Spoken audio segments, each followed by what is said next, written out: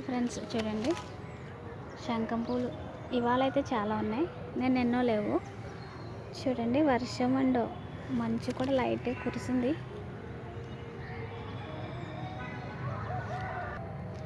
చూడండి ఫ్రెండ్స్, వంకాయలు వస్తున్నాయి.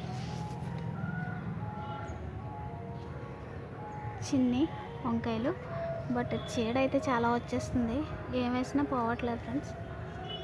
ఈ చిన్న చిన్ని పురుగులు వచ్చేస్తున్నాయి అడుగున.